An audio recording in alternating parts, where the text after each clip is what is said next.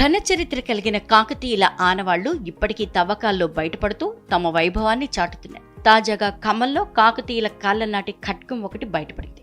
ఓ రైతు పొలం దున్నుతుండగా నాగలికి తగిలింది ఆ ఖడ్గం. ఖమ్మం జిల్లా సత్తుపల్లి మండలం తుంబూరు గ్రామంలో పురాతన వీరభద్రస్వామి ఆలయం ఉంది. అక్కడ సమీపంలోనే ఓ రైతు పొలం ఉంది. ప్రతిరోజులాగే ఆ రోజు కూడా రైతు తన పొలానికి వెళ్లాడు. వ్యవసాయ పనుల్లో నిమగ్నమయ్యాడు.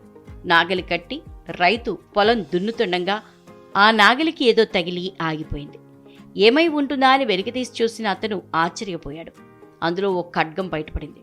అది కాకతీయుల కాలం నాటి ఖడ్గంగా గుర్తించారు.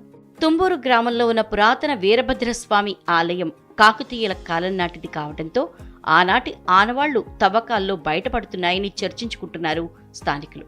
లభించిన ఖడ్గం పూర్తిగా శిథిలమై ఉండటంతో ఆలయంలోనే భద్రపరిచారు.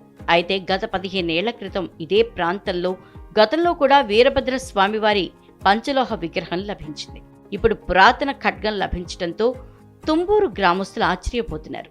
కాకతీయుల కాలం నాటికి చెందిన పురాతన వస్తువులు ఇంకా దొరుకుతాయేమోనని గ్రామస్తులు చర్చించుకుంటున్నారు. బయటపడిన ఖడ్గాన్ని చూడటానికి గ్రామస్తులు పెద్ద సంఖ్యలో వస్తున్నారు. పురాతన కాలం నాటి ఆలయాలు, కాకతీయుల కాలంలో వాడిన వస్తువుల ఆనవాళ్లు తరచూ ఇక్కడ కనిపిస్తున్నాయి.